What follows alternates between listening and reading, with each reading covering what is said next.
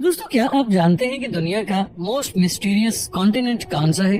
جی ہاں، ہم انٹارکٹیکا کی ہی بات کر رہے ہیں۔ یہ بر اعظم تب مسٹیریس ہوا جب 1820 میں انسان نے پہلی بار اس کانٹیننٹ پر قدم رکھا تھا۔ اس بر اعظم میں ہر طرف برف ہی برف ہے۔ یہ برف 5 کلومیٹر کی گہرائی تک پھیلی ہوئی ہے۔ برف کا 97% حصہ اس بر اعظم کو گھیرے ہوئے ہے۔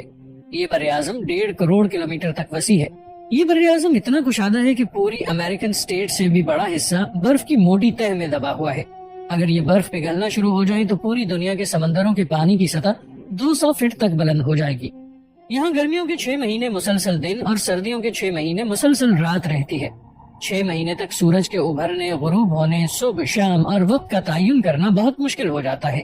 اسی وجہ سے اس خطے میں وقت کا کوئی ٹائم ٹیبل نہیں ہے اور مختلف ممالک سے آئے ہوئے ٹورسٹ اپنے اپنے ٹائم کو ہی فالو کرتے ہیں۔ انٹارکٹیکا کسی ملک کی ملکیت نہیں ہے، اس لیے سائنٹسٹ یہاں پر آرام سے آ کر ریسرچ کر سکتے ہیں۔ جب پاکستان میں شدید گرمی ہوتی ہے، اس خطے میں تب بھی برف باری ہو رہی ہوتی ہے۔ یہاں کا درجہ حرارت 12 مہینے -10 سیلسیس سے -60 سینٹی گریڈ تک ہی رہتا ہے۔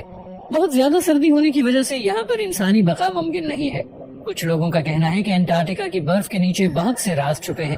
لوگوں کا کہنا ہے کہ برف کے نیچے کوئی الگ دنیا آباد ہے اور اس بر اعظم میں جمی برف کے نیچے فروزن حالت میں ایلین شپس بھی موجود ہیں۔ کئی لوگوں کا یہ کہنا ہے کہ یہاں ہٹلر کی پوشیدہ ملٹری بیس بھی موجود ہے۔ بعض لوگوں کا کہنا ہے، یعنی اسپیکولیشنز ہیں، کہ آئس شیٹس کے نیچے ایک خفیہ شہر آباد ہے، اور کچھ سائنسدان اس بات کی تصدیق بھی کرتے ہیں۔ کچھ لوگوں کا کہنا ہے کہ اٹلانٹک کا گمشدہ شہر بھی اسی حصے میں کہیں موجود ہوگا۔ کچھ خاص لوگوں کے مطابق اٹلانٹک وہ پراسرار شہر تھا جہاں ڈیمی گاڈز کی رہائش ہوا کرتی تھی۔ افلاطون نے 360 قبل مسیح میں سب سے پہلے ان ڈیمی گاڈز کا تذکرہ کیا تھا۔ اس خطے میں چھپے رازوں کو جاننے کے لیے سائنسدان شب و روز ایک کر رہے ہیں۔ تحقیقات کے دوران ریسرچرز کو کچھ ایسی چیزیں بھی ملی ہیں جنہوں نے اس خطے کی پراسراریت میں اضافہ کر دیا ہے۔ 2009 میں ریسرچرز کو برف میں دبا کسی جانور کا ایک عجیب و غریب ڈھانچہ ملا جو جسامت میں ہماری بلیوں کے مساوی تھا، اور حیرانی کی بات یہ تھی کہ یہ بلی جیسا دکھنے والا جانور انڈے دیتا تھا۔ یہ جانور آج کل کے جانوروں جیسی مشابہت رکھتا تھا۔ اس جانور کا وجود آج سے 25 کروڑ سال پہلے اس دنیا میں موجود تھا۔ ریسرچرز کے مطابق گلوبل وارمنگ کی وجہ سے اس جانور نے افریقہ کے جنوبی حصوں کی طرف سکونت اختیار کر لی۔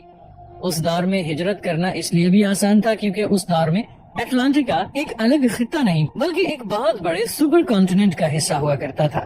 انٹارکٹیکا میں 5 کلومیٹر جمی ہوئی موٹی برف کی تہ کو دیکھ کر لگتا ہے کہ یہ روز اول سے ہی ایسا ہے، لیکن محققین کے مطابق یہ کانٹیننٹ ہمیشہ سے ایسا نہیں تھا، بلکہ ایک وقت تھا کہ جہاں پر آبادی ہوا کرتی تھی، اور ان کے یقین کی وجہ یہ ہے کہ 1980 سے ان کو تقریباً 1 درجن سے زائد 7 کروڑ سال پرانے فاسلز مل چکے ہیں۔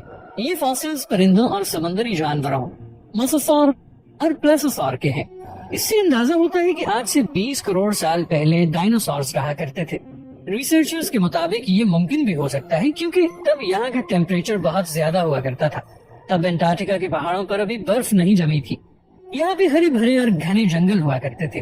جب یہ خطہ رہنے کے قابل تھا تب انسانی وجود نہیں تھا، لہذا یہی کہا جا سکتا ہے کہ انسانوں نے کبھی اس خطے پر پاؤں نہیں رکھا۔ لیکن 2014 میں کی گئی ایک دریافت نے سب کو بہت حیران کر دیا، بلکہ چونکا کے رکھ دیا، جب ریسرچرز کو ریسرچ کے دوران 3 حیرت انگیز انسانی کھوپڑیاں ملی۔ یہ اس خطے سے ملنے والی پہلی انسانی کھوپڑیاں تھیں۔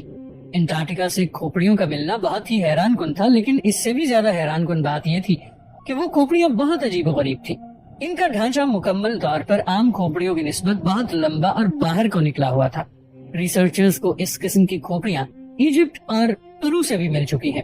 ان کھوپڑیوں کے عجیب ہونے کی وجہ وہاں کی ثقافت اور تہذیب و تمدن تھی۔ کم عمری میں ہی ان بچوں کی کھوپڑیوں کو مختلف انداز میں لمبا کرنے کی کوشش کی جاتی تھی۔ ریسرچرز نے اس بات کا اندازہ لگایا کہ بہت پہلے یہاں پر انسانی آبادی بھی موجود تھی اور کہیں نہ کہیں ان کا تعلق واسطہ اینشنٹ ایجپشن سویلائزیشن سے تھا۔ برف کے اندر سے انسانوں اور جانوروں کے فاسلز کے ساتھ ساتھ میٹرائٹس بھی ملے ہیں۔ میٹرائٹس ایسے پتھروں کو کہا جاتا ہے جن کا تعلق زمین سے نہیں بلکہ خلا سے ہوتا ہے۔ یہ پتھر خلا کی طرف سے زمین کی طرف آتے ہیں، اور پچھلے 50 سال میں 1000 سے زائد میٹرائٹس انٹارکٹیکا سے دریافت ہو چکے ہیں۔ ان میں سے کچھ میٹرائٹس 7 لاکھ سال سے بھی زائد پرانے ہیں۔ دنیا میں 90% میٹرائٹس بر اعظم انٹارکٹیکا میں ہی دریافت ہوئے ہیں، کیونکہ برف کی جمی تہ پہ ان پتھروں کی پہچان آسانی سے ہو جاتی ہے۔ 2002 میں ایک میٹرائٹ زمین کے ساتھ ٹکرایا تھا اور اسے 2015 میں ڈسکور کیا گیا تھا۔ اس پتھر سے کچھ ایسے فاسلز بھی ملے ہیں جن سے یہ اندازہ لگانا مشکل نہیں کہ اس پتھر کا تعلق مارس سیارے سے ہے۔ اس پتھر میں موجود فاسل سے یہ بھی اندازہ لگایا گیا ہے کہ کسی وقت میں مریخ پر بھی آبادی ہوا کرتی تھی۔ انٹارکٹیکا میں برف کے جمنے کو کئی کروڑ سال لگے ہیں۔ برف پگھلنے کی بجائے موٹی موٹی تہوں میں جمتی رہی اور پھر برف کے موٹے موٹے پہاڑ بنتے چلے گئے اور ان کو پھر گلیشیئرز کا نام دے دیا گیا۔ ٹیلر گلیشیئر ایک ایسا گلیشیئر ہے جس سے سرخ رنگ کی آبشار گرتی ہے۔ اس آبشار کو بلڈ فالز بھی کہتے ہیں۔ یہ آبشار 1911 میں دریافت ہوئی، جو کہ جیولوجسٹ کے گروپ نے دریافت کی۔ ریسرچرز کے مطابق سرخ رنگ کی اصل وجہ آئرن آکسائڈ بتائی جاتی ہے۔ جس گلیشیئر سے یہ سرخ آبشار نکلتی ہے، اس گلیشیئر کی موٹی تہہ کے نیچے لیکوڈ حالت میں پانی موجود ہے۔ اس پانی میں آئرن کی بہت بڑی مقدار کے بارے میں بتایا جاتا ہے۔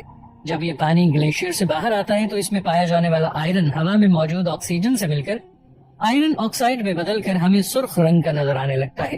یہ بالکل عام آئرن کی طرح ہے، جیسے لوہا ہوا لگنے سے زنگ آلود ہونے لگتا ہے اور اس کا رنگ بھی سرخی مائل ہو جاتا ہے۔ ٹیلر گلیشیئر کے نیچے پانی کا جو ذخیرہ موجود ہے، یہ صرف انٹارکٹیکا میں ایک ہی پانی کا ذخیرہ نہیں ہے، بلکہ سائنسدانوں کے مطابق 400 سے زیادہ انڈر گراؤنڈ جھیلیں موجود ہیں۔ یہ جھیلیں برف کی موٹی تہوں کے نیچے موجود ہیں۔ یہاں پر ان جھیلوں کی موجودگی کسی معجزے سے کم نہیں کہ ایک جگہ ایسی جہاں پر ٹیمپریچر فریزنگ پوائنٹ سے بھی بہت کم ہے، وہاں پانی جھیل کی شکل یعنی لیکوڈ حالت میں موجود ہے۔ لیکن اس کے پیچھے بھی ایک سالڈ سائنٹیفک ریزن موجود ہے۔ برف کی موٹی اور وزنی تہہ کے نیچے پانی پر دباؤ کافی زیادہ ہوتا ہے۔ یہ ایک سائنسی اصول ہے کہ جب پانی پر دباؤ بڑھ جاتا ہے تب پانی کا فریزنگ پوائنٹ کم ہو جاتا ہے۔ 2013 میں امریکن ریسرچرز نے راس گلیشیئرز کو 2300 فٹ تک کھودا تو نیچے سے ایک جھیل دریافت ہوئی۔ جب سائنٹسٹ نے ریسرچ کے لیے اس جھیل کے پانی کے کچھ نمونے حاصل کیے تو ان کو پتا چلا کہ برف کی موٹی تہہ کے نیچے جہاں روشنی کا جانا بھی ممکن نہیں، وہاں بیکٹیریا کولڈ ریسسٹنٹ موجود ہے۔ اس سے پہلے سائنسدان اس بات کو نہیں جانتے تھے کہ بیکٹیریا کا وجود بھی اس دنیا میں ہے۔ انٹارکٹیکا میں پھیلی ہوئی برف کو دیکھ کر آپ کے ذہن میں یہی آتا ہوگا کہ یہاں خشکی کی بجائے ہر طرف پانی ہی پانی ہوگا، لیکن آپ یہ سن کر بہت حیران ہوں گے کہ دنیا میں خشک ترین جگہ بھی اسی خطے میں موجود ہے، جسے میکمرڈو ڈرائی ویلیز کہا جاتا ہے۔ ان کی سب سے پہلی دریافت سن 1903 میں ہوئی۔ ان ویلیز میں نمی نہ ہونے کے برابر ہے اور برف کی مقدار بھی انتہائی کم ہے۔ یہاں پر پچھلے 20 لاکھ سال سے بارش کا ایک قطرہ بھی نہیں پڑا۔ یہاں پر ہواؤں کی رفتار 320 کلومیٹر فی گھنٹہ ہونے کی وجہ سے خشکی رہتی ہے۔ ان ہواؤں کی وجہ سے ہی اس جگہ میں پانی، نمی اور برف مکمل طور پر بخارات کی شکل اختیار کر چکے ہیں۔ زمین پر پائے جانے والے انوائرمنٹ میں یہ مریخ کے کلائمیٹ ریڈ جوائنٹ کے قریب ترین ہے اور اسی وجہ سے ناسا نے اپنا وائکنگ روبوٹ مریخ میں بھیجنے کی بجائے اسی ویلی میں ٹیسٹ کیا تھا۔ انٹارکٹیکا کا خطہ بے شمار عجائبات سے بھرا پڑا ہے۔ جاتے جاتے آپ کو اس خطے کی ایک اور عجیب و غریب بات بتاتے چلیں، وہ یہ کہ انٹارکٹیکا پر والکینوز بھی پائے جاتے ہیں۔ یہ والکینوز متحرک حالت میں بھی پائے جاتے ہیں۔ ایک ہی جگہ پر برف اور آگ کا ہونا اللہ تعالیٰ کی عظیم نشانیوں میں سے ایک ہے۔